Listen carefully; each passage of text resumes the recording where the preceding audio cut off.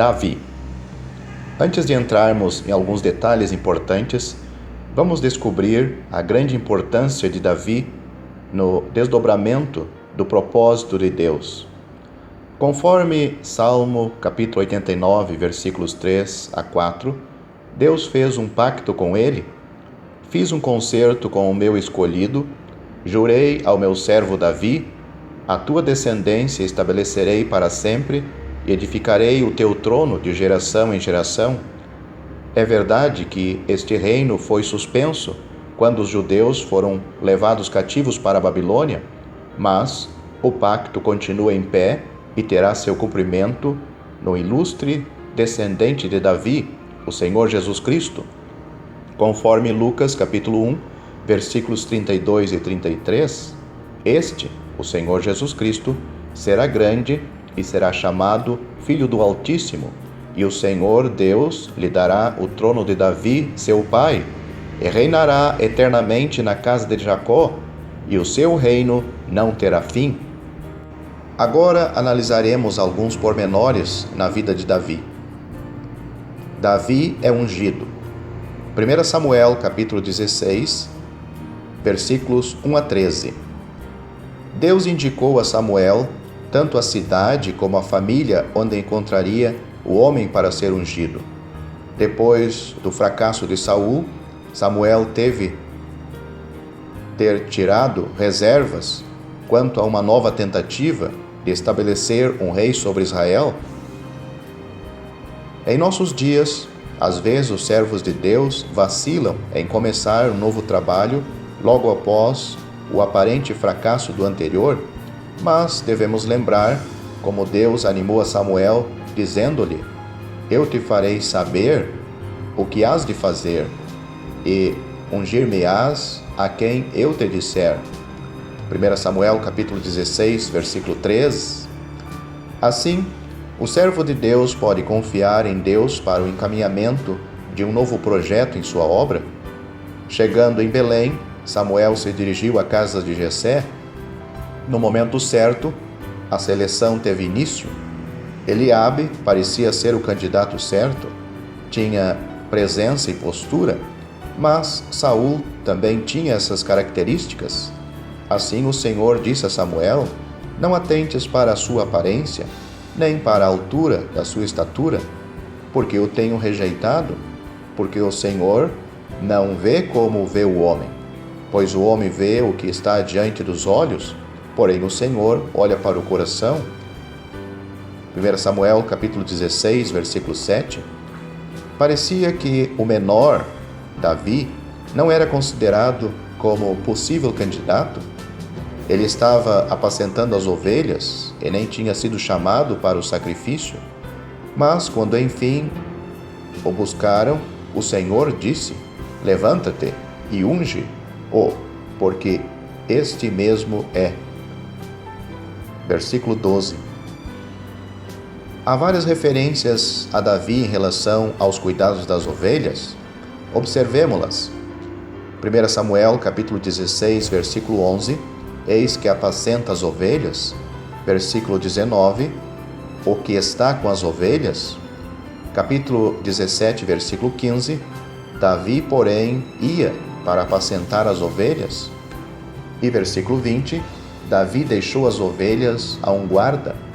Quando lemos em Salmo capítulo 78, versículos 70 a 71, que Deus elegeu a Davi, seu servo, e o tirou dos apriscos das ovelhas, de após as ovelhas pejadas o trouxe, para apacentar a Jacó, seu povo, e a Israel, sua herança, entendemos que o cuidado das ovelhas era um treinamento para o cuidado do povo de Deus. Veja versículo 72. Vem à tona aqui um grande princípio. O treinamento de um jovem na escola de Deus pode começar até mesmo no exercício de sua profissão. Na fábrica ou talvez no escritório, o crente pode passar por experiências que o preparam para poder resolver futuros problemas na obra de Deus. Os passos que conduziram Davi ao trono. Quando Deus escolhe um homem para cumprir uma determinada tarefa na obra dele, o tal jamais tem necessidade de se promover, muito menos de manobrar situações ou pessoas para conseguir a vaga desejada. Ele pode contar com Deus e esperar por Ele. Acompanhemos as circunstâncias variadas que conduziram Davi à presença do rei, que ele substituiria na hora certa. Lemos em 1 Samuel, capítulo 16, versículo 14, que o Espírito do Senhor se retirou de Saul e o assombrava um espírito mau da parte do Senhor. Isso significa que uma das sequelas de sua desobediência era a perda do poder de Deus e o efeito abalador deste espírito mau da parte do Senhor, que lhe trouxe horas de depressão terrível. Devemos observar as palavras da parte do Senhor ocorrem cada vez que este espírito mau é mencionado. Trata de um juízo permitido pelo Senhor. Os servos do rei se lembraram de que alguém com talento musical poderia ser procurado para acalmar o rei. Alguém se lembrou de Davi, que já tinha certa fama. Capítulo 16, versículo 18. E sem manipulação alguma da parte dele, Davi foi buscado para tocar perante o rei. Dentro de certo tempo, a crise criada pelo desafio de Golias surgiu. Escolhei dentre vós um homem que desça a mim. Ele gritou em alta voz. Seguiu dizendo: se ele puder pelejar comigo e me ferir, seremos vossos servos. Porém, se eu o vencer e o ferir, então sereis nossos servos e nos servireis. 1 Samuel capítulo 17, versículos 8 a 9. Parece coincidência, mas sabemos que era por Deus que justamente naqueles dias o pai de Davi o enviou para levar alimento para seus irmãos que eram soldados participando da batalha. Capítulo 17, versículos 17 a 18. Até mesmo na hora de falar com seus irmãos, o gigante apareceu com suas palavras ameaçadoras. Versículo 23. Parece coincidência, mas quem conhece os caminhos de Deus reconhece que Deus tem seu servo no lugar certo, na hora certa. Davi quer se informar a respeito deste incircunciso filisteu que afrontou os exércitos do Deus vivo. Versículo 26. É evidente que nem as suas palavras arrogantes, nem a sua armadura assustadora tinha peso com Davi. Ele conhecia o Deus vivo. Davi manifesta a disposição de enfrentar o gigante. Ele não se ofereceu ao rei pessoalmente. Veja como Deus o trouxe para a presença do rei, o dirigente da batalha. E, ouvidas as palavras que Davi havia falado, as anunciaram a Saul. Capítulo 17, versículo 31. A fala de Davi tinha peso, senão não teria sido levado a sério. Uma vez na presença de Saul, Davi se ofereceu para enfrentar Golias. Quando o rei apontou sua falta de experiência para uma tarefa destas, o jovem foi obrigado a falar de sua luta contra o leão e o urso que atacara seu rebanho. Versículos 34 a 36. Agora vemos o que foi sugerido já neste artigo, que o Senhor o estava preparando até na vida cotidiana para a futura obra designada para ele. Este princípio permanece até hoje. Deus treina seus servos em dias de obscuridade para poderem enfrentar os desafios grandes da obra de Deus. É importante provar o poder de Deus e a sua ajuda no vai e vem da vida, porque é assim que se aprende a confiar nele nas grandes crises que surgem no seu serviço. Davi desprezou a armadura oferecida por Saul, versículo 39. Também não se intimidou vendo a forte armadura de Golias. Por quê? Davi tinha confiança em Deus. Este é o segredo. Não estava pensando tanto no que ele mesmo podia fazer, mas naquilo que seu Deus podia fazer. Saul não tinha experiência das possibilidades disponíveis através da fé. Seu filho Jonatas agira com grande confiança em Deus na batalha contra os filisteus, em 1 Samuel 14, mas a sua fé não atingiu o nível necessário para enfrentar Golias. A grande história de como Davi venceu o Golias com sua funda e um seixo é bem conhecida. Convido o amigo a ponderar este evento e algo de seu significado. Pensando bem, não é por acaso que a palavra de Deus dedica um capítulo de 58 versículos a este conflito.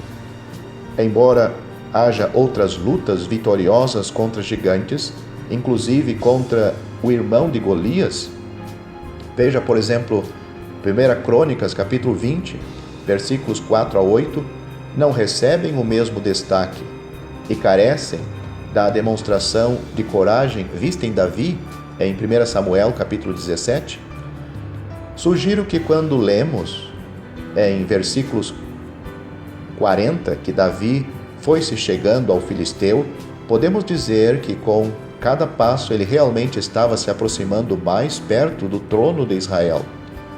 Uma outra cena surge na nossa visão, aquela de João, capítulo 19, versículo 17, onde se descreve a ida do Senhor Jesus para uma batalha maior que a de Davi. Levando ele às costas a sua cruz, saiu para o lugar chamado Gólgota. O amigo, o leitor instruído, vê nesta caminhada pela via dolorosa um rei a caminho do trono de Deus, sim, a caminho do reino eterno. Apocalipse capítulo 11, versículo 15. Mas, de repente, ouvimos a voz do jovem guerreiro. O tom de voz é de moço, mas bem audível. Tu vens a mim com espada e com lança e com escudo, porém, eu venho a ti em nome do Senhor dos exércitos de Israel, a quem tens afrontado. O nome do Senhor não tinha significado para Golias, e o rapaz, com sua funda, era uma loucura. Nossas mentes partem para 1 Coríntios capítulo 1, versículo 18, porque a palavra da cruz é loucura para os que perecem, mas para nós que somos salvos é o poder de Deus. Até hoje os homens encaram a morte de Cristo como Golias encarou o jovem Davi com sua funda, loucura. Mas a maior demonstração de poder e sabedoria de Deus de todos os tempos se viu na cruz de Cristo. E assim como Deus destruiu a sabedoria dos sábios através da cruz, 1 Coríntios capítulo 1, versículo 19, Davi destruiu o gigante através de fraqueza aparente. Mas observemos a certeza com que Davi correu para a batalha. Disse ele: hoje mesmo o Senhor te entregará na minha mão, e ferir-te-ei e te tirarei a cabeça. Partimos para as cenas que antecederam a morte de Cristo. Em João capítulo 12, versículos 31 a 32, ele diz: agora é o juízo deste mundo. Agora será expulso o príncipe deste mundo. E eu, quando for levantado da terra, todos atrairei a mim. Ele declara a vitória como Davi, mesmo antes da batalha. Satanás será derrotado, e gentios, bem como judeus, todos serão atraídos ao Salvador para nele encontrarem a salvação. Em momento algum houve a menor dúvida do sucesso absoluto da obra consumada na cruz. O golpe mortal aconteceu quando Davi tomou a espada de Golias e lhe cortou a cabeça com ela. Matou-o com sua própria arma. Logo nos lembramos de Hebreus capítulo 2, versículo 14. E visto como os filhos participam da carne e do sangue, também ele, Cristo, participou das mesmas coisas, para que, pela morte, aniquilasse o que tinha o império da morte, isto é, o diabo. O paralelo é claro. Davi matou Golias com a espada dele, e o Senhor Jesus, pela morte, venceu a morte. Como já comentamos, o leitor pode perceber que o rapaz, a caminho da batalha, estava realmente a caminho do trono. Mas, após a vitória, isto se tornou aparente aos outros. Veja a ação de Jonatas, provavelmente o herdeiro aparente do trono. Jonatas se despojou da capa que trazia sobre si e a deu a Davi, como também os seus vestidos, até a sua espada, e o seu arco e o seu cinto. 1 Samuel, capítulo 18, versículo 4. Jonatas renunciou qualquer direito à sucessão em favor do homem escolhido por Deus, o mancebo Davi. Agora nos deparamos com algo inédito. Quanto espaço foi dedicado ao conflito com Golias? Um extenso capítulo inteiro. Não há nada que se compara com isto entre os demais reis de Judá. O leitor pensativo fica atento, mas há mais. Agora, em vez de ler da ascensão de Davi ao trono, encontramos 14 capítulos apresentando em plena rejeição. Saul, o rei rejeitado, continua em autoridade e Davi continua em rejeição. Parecia que ele tinha de ser proclamado rei de uma vez, partindo para uma posição da mais elevada honra, mas não é assim. Vemo-lo em capítulo 22, versículos 1 e 2, não num palco, mas na caverna de Adulão, junto, não com uma grande multidão, mas com 400 homens. Versículo 2. Parece evidente que o Espírito Santo está nos apresentando uma previsão da caminhada do ilustre sucessor de Davi, o Senhor Jesus Cristo. Embora sua vitória ganha na cruz lhe dê direito ao trono do reino eterno, ele está atualmente em plena rejeição. Jesus é rejeitado, o mundo não o quer. Seu povo se reúne em lugares humildes e em número reduzido. Eles participam de sua rejeição, mas aqueles que se manifestaram fiéis a Davi nos anos de sua rejeição, reinaram com ele quando enfim foi reconhecido como rei. Assim será com os que se mantêm leais ao Senhor Jesus Cristo na era atual. Se sofrermos, também com ele reinaremos. 2 Timóteo capítulo 2, versículo 12. Temos observado o caráter único da vitória de Davi sobre o gigante Golias. Embora haja outras lutas e vitórias sobre gigantes, como já citamos, 1 Crônicas capítulo 20, versículos 4 a 6, o espaço dedicado a elas é mínima em comparação com os 58 versículos que a história da vitória sobre Golias ocupa. Além de vermos naquela vitória a idoneidade dada a Davi para ser o futuro rei de Israel, observamos que Golias era o terceiro homem grande nesta história. Disse de Saul, desde os ombros para cima, sobressaía a todo o povo. 1 Samuel capítulo 9, versículo 2. Quando Samuel foi ungir o novo rei, em 1 Samuel capítulo 16, versículos 1 a 13, Deus rejeitou Eliabe, dizendo para Samuel: não atentes para a sua aparência, nem para a altura da sua estatura. 1 Samuel capítulo 16, versículo 7. Golias tinha de altura 6 côvados e 1 palmo, aproximadamente 3 metros. 1 Samuel capítulo 17, versículo 4. Por outro lado, Davi era apenas um moço. 1 Samuel capítulo 17, versículo 33. E por ser assim, era julgado incapaz por Saul. Parece que Deus queria ensinar uma lição para a nação. No conceito do povo, um homem grande pode ser tido como um grande homem, isto é, cheio de prestígio, coragem e importância. Mas aos olhos de Deus, o que vale não é a grandeza do homem, mas sim o que o homem reconheça sua fraqueza e saiba confiar nele. Aquém das expectativas após a vitória de Davi sobre Golias, não vemos o início do processo de preparação para que ele herdasse o trono. Em vez disso, deparamos com quase 13 capítulos que apresentam seus sofrimentos por causa dos ciúmes de Saul. Ele é ameaçado de morte e passa longos períodos como fugitivo, chegando a refugiar-se até mesmo numa caverna. 1 Samuel capítulo 22, versículo 1. Como não encontramos nada parecido na juventude dos demais reis de Israel depois de Davi, perguntamos por que Davi sofreu desta maneira.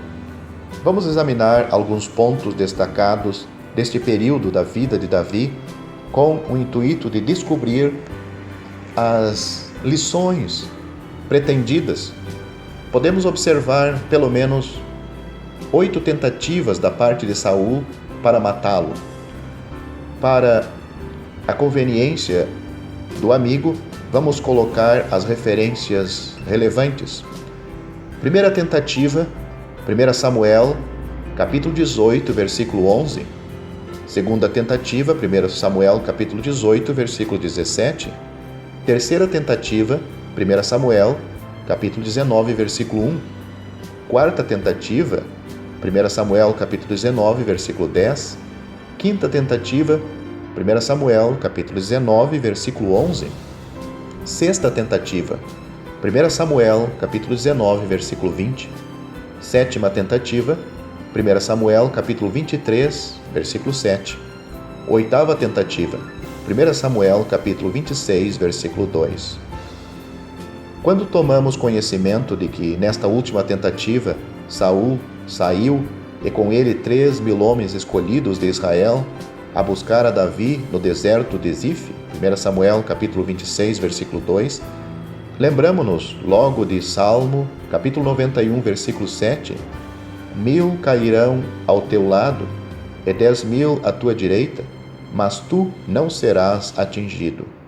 É verdade que Davi sempre tomava as devidas medidas para escapar das tentativas de Saul, mas, relembrando da boa mão de Deus nas horas de perigo, ele podia se convencer que sua vida era muito importante para Deus, pois é evidente que Deus o salvou da morte constantemente. Esta é uma lição que todo crente deve compreender. A vida é uma só e é dada ao crente para servir a Deus. Ela é curta e as oportunidades passarão logo. Tito capítulo 2, versículo 14 apresenta este assunto à luz do Novo Testamento e à luz do sacrifício do Senhor Jesus Cristo, o qual se deu a si mesmo por nós, para nos remir de toda iniquidade e purificar para si um povo seu, especial, zeloso de boas obras. O crente que pondera este versículo só pode se convencer de quão importante sua vida é para aquele que por ele se deu na cruz. Voltando para o caso de Davi, podemos perceber algo mais profundo ainda, isto é, que um servo de Deus andando em comunhão com Deus é imortal até terminar o serviço que Deus tem para ele. Davi estava destinado a ser o rei de Israel e nenhuma tentativa contra sua vida podia matá-lo enquanto ele não cumprisse a sua missão. Em 1 Samuel, capítulo 22, versículos 1 a 2, Davi se refugiou na caverna de Adulão. Lemos como se ajuntaram a eles muitos homens que estavam sofrendo debaixo da má administração de Saul. Neste período, Davi manifestou as qualidades de liderança e, sem dúvida, a experiência na caverna lhe serviu como uma escola de treinamento em como simular seus homens a criar coragem. Lemos em 2 Samuel, capítulo 23, versículo 8, dos valentes que Davi teve. Nunca lemos dos valentes de Saul. Davi podia incentivar seus seguidores a atos de grande coragem. Vieram a amá-lo e sua dedicação a ele é lembrada mais tarde quando compôs a lista dos seus valentes. Ele incluiu 3 que desceram e vieram no tempo da cega a Davi, a caverna de Adulão, 2 Samuel capítulo 23, versículo 13. Bastava Davi dar expressão ao desejo que alguém lhe desse de beber da água da cisterna de Belém. Logo 3 valentes puseram em risco as suas vidas para conseguir esta água. 2 Samuel capítulo 23, versículos 15 a 18. Tem sido dito que as bases do reino de Davi foram firmadas na caverna de Adulão. E vendo as qualidades desenvolvidas nestes valentes, podemos acreditar nisto. Enfim, podemos ter certeza de que todo aquele período serviu de escola para o homem a quem Deus escolheu para governar seu povo. Foi quando Davi estava refugiado na caverna de Adulão que ele escreveu o Salmo 57. Vemos no primeiro versículo como ele aprendeu a confiar em Deus nas horas difíceis. O versículo 2 explica como ele entendia que Deus estava operando mesmo através da adversidade para realizar seu propósito em sua vida. Assim ele diz: clamarei ao Deus Altíssimo, ao Deus que por mim tudo executa. É de interesse para o ouvinte consultar os salmos que Davi escreveu neste período de sua vida. Mostram como ele aprendeu muitas lições importantes na escola de Deus. Segue abaixo alguns destes salmos. É o título que indica não somente que Davi os escreveu, mas algo das circunstâncias que prevaleciam na época. Junto com a lista destes salmos, colocamos as referências bíblicas relevantes a cada salmo. Salmo 34, com 1 Samuel, capítulo 21, versículo 13. Ax é outro nome para Abimeleque. Salmo 52, com 1 Samuel, capítulo 22, versículo 9. Salmo 54, com 1 Samuel, capítulo 23, versículo 19, e capítulo 26, versículo 1. Salmo 56, com 1 Samuel, capítulo 21, versículo 11. Salmo 57, com 1 Samuel, capítulo 22, versículos 1 e 3, capítulo 24, versículo 3, capítulo 26 e versículo 9. Salmo 59, com 1 Samuel, capítulo 19, versículo 11. Salmo, capítulo 63, com 1 Samuel, capítulo 23, versículos 14 a 16. Salmo 142, com 1 Samuel, capítulo 22, versículo 1 e capítulo 24, versículo 3. Naqueles anos, Davi aprendeu muito sobre a direção de Deus. Algo tão importante em dias de grandes provas. Ele recebeu direção através do profeta Gade, 1 Samuel, capítulo 22, versículo 5, através da oração, 1 Samuel, capítulo 23, versículo 2, e através do sacerdote, 1 Samuel, capítulo 23, versículo 9, e capítulo 30, versículo 7. A tentação de tomar decisões precipitadas em épocas de dificuldades e provas é muito grande. O exemplo de Davi é importante. É nestas horas que, mais do que nunca, precisamos esperar a direção de Deus. Isto não falta para quem nele espera. Quando provocado pela atitude hostil de Nabal, em 1 Samuel, capítulo 25, Davi é guardado de cometer um grande erro contra Nabal e, por conseguinte, contra seu próprio povo. O tal teria sido prejudicial a seu testemunho no futuro. Foi Abigail, a mulher de Nabal, que, pelo seu bom conselho, o defendeu deste passo errado. 1 Samuel, capítulo 25, versículos 18 a 34. É fácil o jovem se precipitar e cometer um erro que mancha seu bom nome. Não é raro que uma mulher prudente e de compreensão espiritual proteja o tal de um erro destes através de um bom conselho. Assim vemos que Deus podia permitir que um servo dele passe por sérias dificuldades, até mesmo na fase inicial de seu serviço. Isto bem pode ser um treinamento na escola de Deus que lhe serve pelo resto da vida e deixa preciosas recordações de aprendizagem e do poder guardador da presença de Deus, porque cumprirá o que está ordenado a meu respeito. Jó, capítulo 23, versículo 14.